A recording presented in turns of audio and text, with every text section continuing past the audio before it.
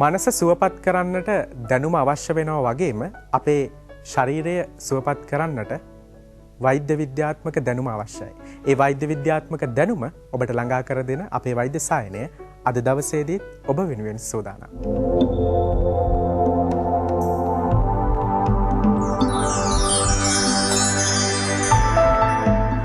සුබ උදෑසනක් වේවා. අදත් සුපුරුදු පරිදි පහන්දර වෛද්‍ය සාකච්ඡාවත් සමග සම්බන්ධ වී සිටින ඔබට අද දිනේ අප ඔබත් සමග සාකච්ඡා කිරීමට බලාපොරොත්තු වන්නේ එක්තරා විශේෂ මාතෘකාවක්. ඔබ දන්නවා බොහෝ අවස්ථාවලදී අප නිරන්තරයෙන් ගෙදර දොරදී වෙන්නට පුළුවන්. එසේත් නැත්නම් අප වැඩ කරනා වූ ස්ථානයේදී වන්නට පුළුවන්. අප විවිධාකාරයේ කැපීම් වලට ලක්වීමේ හැකියාව තිබෙනවා. අප දැක තිබෙනවා. අප සඳහන් කරනවා කට් ඉන්ජරිස්. එසේත් නැත්නම් තියුණු ආයුධ වලට වේවා. එසේත් නැත්නම් ඇතැම් විට විවිධාකාරයේ පෘෂ්ඨ වලට විවිධාකාරයේ දාර වලට ගැටි ඔබට විවිධාකාරයේ කැපුම් තුවාල ඇතිවන්නට පුළුවන්. මෙවැනි තුවාලයක් අවසානයේ එය ස්නායු පද්ධතියට බලපාන ආකාරයේ තුවාලයක් වුවහොත් ඔබට අත්වන්නා වූ ඉරණම සාමාන්‍ය කැපුම් තුවාලයකට වඩා භයානක වන්නට පුළුවන්. ඉතින් ඒ පිළිබඳවයි අද දිනේ අප ඔබව දැනුවත් කිරීමට බලාපොරොත්තු වෙන්නේ. ඉතින් ඒ සඳහා අද සුපුරුදු පරිදි අප පැමිණ සිටිනවා ශ්‍රී ජයවර්ධනපුර රෝහලට. ඔබ දැනුවත් කිරීම සඳහා අපගේ ආරාධනය අප සමග සහභාගී වෙනවා ස්නායු රෝග පිළිබඳ විශේෂඥ ශල්‍ය වෛද්‍ය මහේෂී විජේරත්න වෛද්‍යතුමිය. වෛද්‍යතුමිනි ඔබට සුබ උදෑසනක් වේවා. සුබ උදෑසනක් වේවා නන්දන. වෛද්‍යතුමිය අද දිනේ අප සාකච්ඡා කිරීමට බලාපොරොත්තු වෙන්නේ මේ කට් ඉන්ජරිස්. එසේ නැත්නම් අප සඳහන් කරනවා කැපුම් පිළිබඳව. ඉතින් වෛද්‍යතුමිනි රෝහලක හැටියට කුමන ආකාරයේ කැපුම්ද විශේෂයෙන්ම දක්නට ලැබෙන්නේ? කුමන ආකාරයේ අවස්ථාවලදීද මෙවැනි අනුතුරු වැඩිපුර වාර්තාවන්?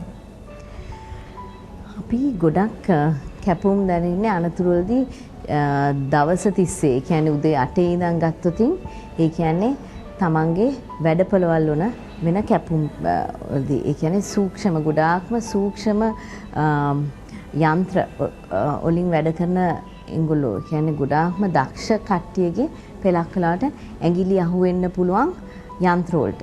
දැන් මේ ඇඟිලි කැපුම් නිසා ඇඟිලි වල තියෙන කැපීම් නිසා සෑහෙන අමාරු තත්ත්වයට රෝගියන් පෙළවෙනවා. ඉතින් දැන් අපි ගත්තොත් මේ රෝගියන්ගේ 80%ක් 90ක් යන්නේ කෙලින්ම රෝහලකට. මොකද ලේ ගලාගෙන තමයි එන්නේ. ඉතින් ඒකට සාමාන්‍යයෙන් ඒකට මැහුම් දාලා ගෙදර යනවා. ඒකට තමයි තේරෙන්නේ මේ රෝගියාට ඒ මැහුම් දැම්ම තැනට එළියේ හරි ඒට ඩිස්ටලි ඒ කියන්නේ ඒ මැහුම දැන් කියමුකෝ මේ හරිය දැම්මා කියලා ඒ මැහුමට දාපු අනිත් ටිකේදී Tamanට තේරෙනවා හිරිගතියක් තියනවා කියලා. එතකොට රෝගියා ටික දවසකින් එනවා මට කරන වැඩේ මට හරියට කරගන්න බෑ. මේ මැෂින් එක පාලනය කරගන්න බෑ කියලා. පෙලක් වලට රෝගියා හිතන්නේ මේ කැපීම නිසා කියලා. මේ එළියෙන් කැපීම නිසා.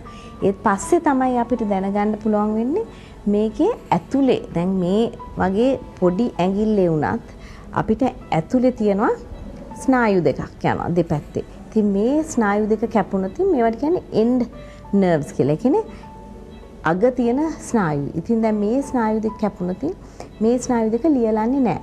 ඉතින් සාමාන්‍යයෙන් ඒතර කරන්න ඕනේ පොඩි ඔපරේෂන් එකකින් සෑහෙන පොඩි සැත්කමකින් ගිහිල්ලා මේ අර කැපුණු ස්නායු දෙක එකතු කරා. ඉතින් දැන් මේ වගේවා මම හිතන්නේ සාමාන්‍යයෙන් වෛද්‍යවරුන් සෑහෙන කරනවා. ඉතින් අර වැඩි තියෙන්නේ දැන් රෝගියන් සහ පෙලක් වලට මේක තේරෙන්නේත් නැහැ. හිතන්නේ මේක වැවෙයි කියලා. ඉන්න මේක වැවෙන්නේ නැහැ. පෙලක් වලට දැන් කියමුකෝ පොඩි කට් එකක් නම් ස්නායුව කම්ප්ලීට්ලි ඒ කියන්නේ සම්පූර්ණයෙන්ම කැපිලා නැත්තම් වැවෙන්න පුළුවන්. ඒත් සාමාන්‍යයෙන් නම් සම්පූර්ණයෙන් කැපුණ එක නම් වැවෙන්නේ නැහැ. ඉතින් සුමාන 2-3ක් බලලා ඒකට සාමාන්‍යයෙන් අපි විටමින් ටිකක් එහෙම දෙනවා. විටමින් දීලා එක්සර්සයිස් කරනවා. බලන්න වැවෙනවද කියලා. වැවුනේ නැත්තම් එහෙනම් නම් ඉතින් ඉස්පිරිතාලයකට ඇවිත්ලා මේකේ පොඩි සැත්කමක් කරගන්න තියෙනවා. මේ සැත්කම කරගන්න ඉස්සෙල්ලා සාමාන්‍යයෙන් අපිට තියෙනවා නර්ව් ටෙස්ට් එකක්. ඒකට කියන්නේ ඉලෙක්ට්‍රොමයලෝග්‍රෑම් කියලා. ඒකට සිංහල වචනේ නම් මම හරියට දන්නේ නැහැ. ඒක නර්ව් ටෙස්ට් එකක්. ගොඩාක්ම පොඩි නර්ව් ටෙස්ට් එකක්. ඒක ගොඩාක් රෝහල් වල කරන එකක්. ඒක කරන් පස්සේ අපිට 100% කියන්න පුළුවන් මේ ස්නායුව සම්පූර්ණයෙන්ම කැපිලා තියෙන්නේ. ස්නායුව භාගයට කැපිලා තියෙන්නේ. අද මේ ස්නායුවේ ප්‍රෙෂර් එක විතර තියෙන්නේ. කියන්නේ පොඩි ලේ ගැලීමක් කැටියක් නිසා ප්‍රෙෂර් එක විතරක්ද තියෙන්නේ කියලා. ඉතින් ඒක බලලා දැන් ප්‍රෙෂර් එක විතරක් තියෙනවා නම් සුමාන 6ක් විතර අපි බලනවා.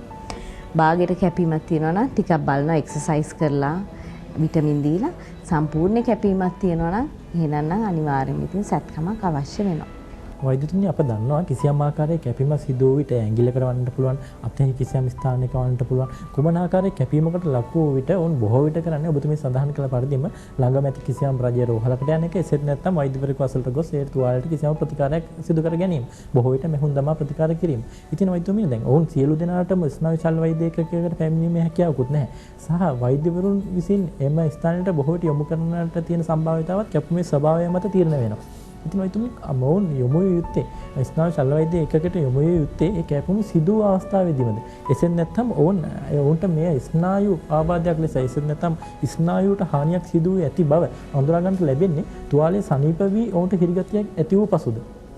සාමාන්‍යයෙන් තුවාලයක් වුණාම හරි ලොකු කැපුමක් වුණාම ලේ ගැලීම නවත්තන එක තමයි අපේ ඉස්සෙල්ලාම තියෙන්නේ. ඉතින් ඒක නිසා ඔබේ ළඟම වෛද්‍යවරයාට ගිහිල්ලා ඒක ලේ ගැලීම නවත්තන එක තමයි ඊටාම වැදගත්. මොකද ලේ පෙලක් වලට ඒ ස්නායුව ළඟම යනවා සෑහෙන ලොකු රුධිර වාහිනිය. ඉතින් මේ රුධිර වාහිනියක් කැපුණොත් ඉස්සෙල්ලාම කරන රුධිර වාහිනිය හදන එක. ඒකට ඒකෙන් පස්සේ ඒකට මැහුන් දාලා ගෙදර ගියන් පස්සේ හිරිගතිය එන්නේ පස්සේ. පෙලක් වෙලාවට දැන් ලොකු ස්නායුවක් කැපුණොත් ඒ කියන්නේ අතේ මේ හරි ස්නායුවක් හරි කකුලක හරි බෙල්ලේ හරි වෙන අපේ ඇඟේ ස්නායුවක් කැපුණොත් එතකොට අත වැඩ කරන්නෙම නැහැ. එතකොට නම් ඉතින් රෝගියා වෛද්‍යවරයා දන්නවා මේකේ කෙලින්ම ලොකු ස්නායුවක් කැපිලා තියෙන්නේ. මේකේ ස්නායුව රිපෙයාර් කරන්න වෙනවා අත්‍යවශ්‍යයි කියලා. ඒතර පොඩි ස්නායුවක් කැපුණාම තමයි අපි පස්සේ දැනගන්නේ හිරිගතිය ආවම තමයි රෝගියා දැනගන්නේ ස්නායුවක් කැපිලා තියෙන්නේ මට වෙනදා වගේ වැඩ කරන්න බෑ. සූක්ෂම වැඩ කරන්න අමාරුයි කියලා. වෛද්‍යතුමී සඳහන් කළා විශේෂයෙන්ම අපි පළමුව කළ යුත්තේ රුධිර ගැලීමක් තිබෙනවා නම් එය නවතා ගැනීම කියලා. මම හිතනවා අපි කිසියම් හදිසි අනතුරකදී මේ කැපීමකදී ප්‍රථම ආධාරයක් දෙනවා නම් එහි පළමු පියවර යුතුයි. ඊට අමතරව වෛද්‍යතුමී අපි හිතනවා ඇඟිල්ලක් වෙන්නට කැපෙන්නට පුළුවන්. එසේ නැත්නම් අතෙහි කැබැල්ලක් වෙන්නට කැපෙන්නට පුළුවන්. එවැනි අවස්ථාවකදී ප්‍රථම ආධාර පිළිබඳව අපි යමක් දැනුවත් කරමු. ඒ රැඟෙන්නේ කෙසේද? ඒකට කුමක් කළ යුතුද? මේ දේ පිළිබඳව අප දැනුවත් කරමු වෛද්‍යතුමී.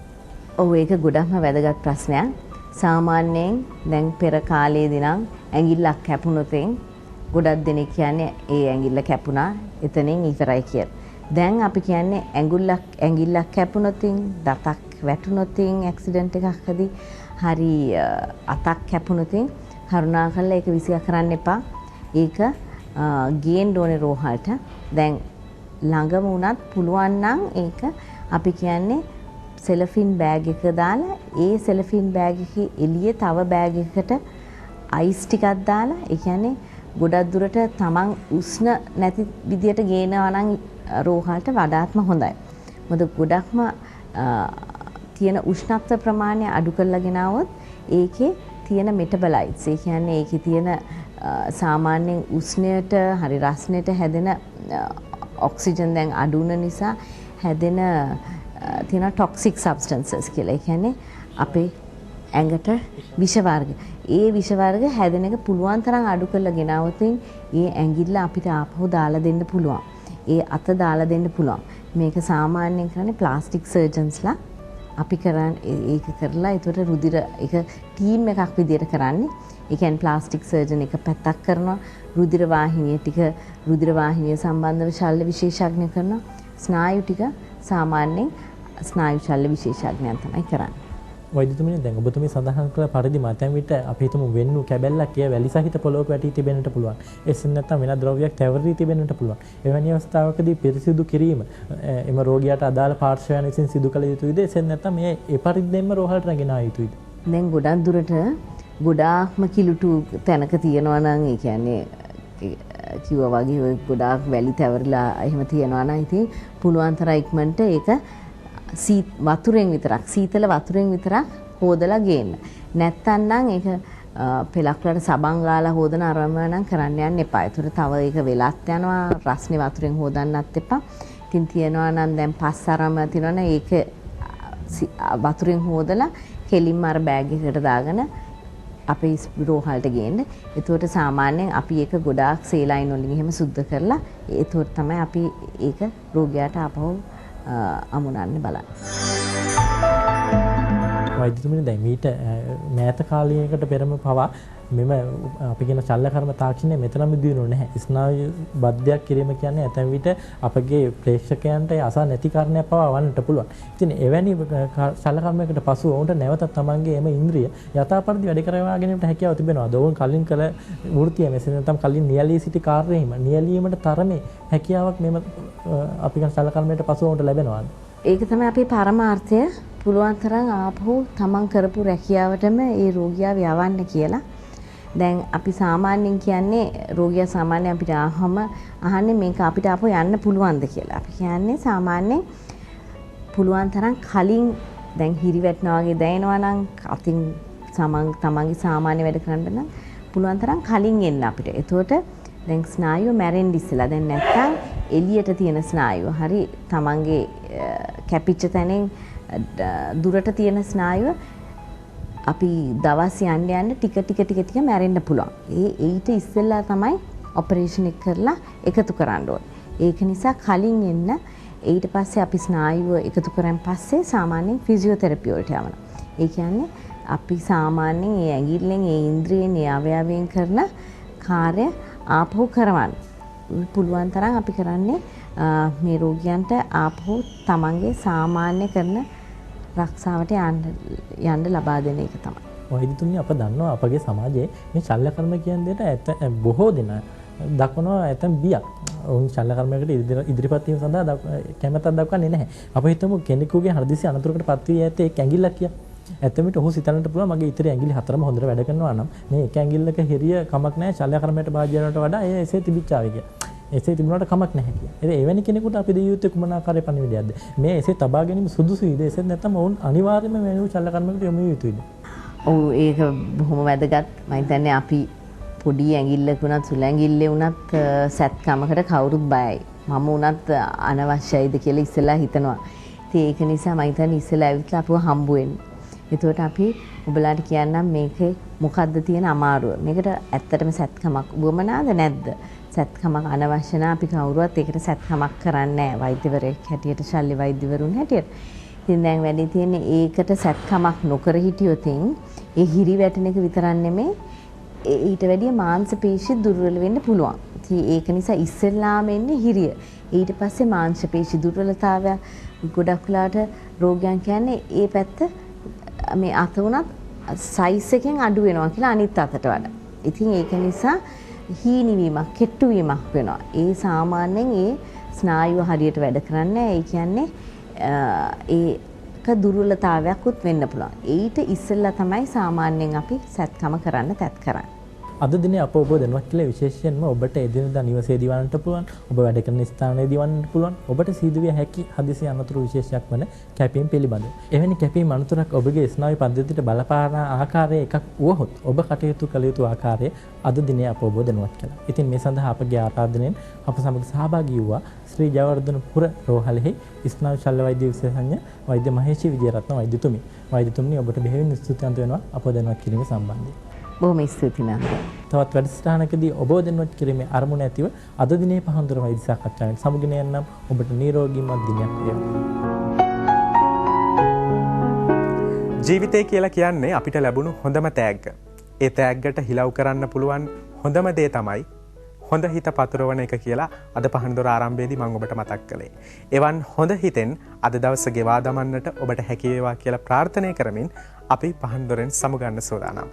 ප්‍රාර්ථනය ඔබට ජයග්‍රාහී දවසක්.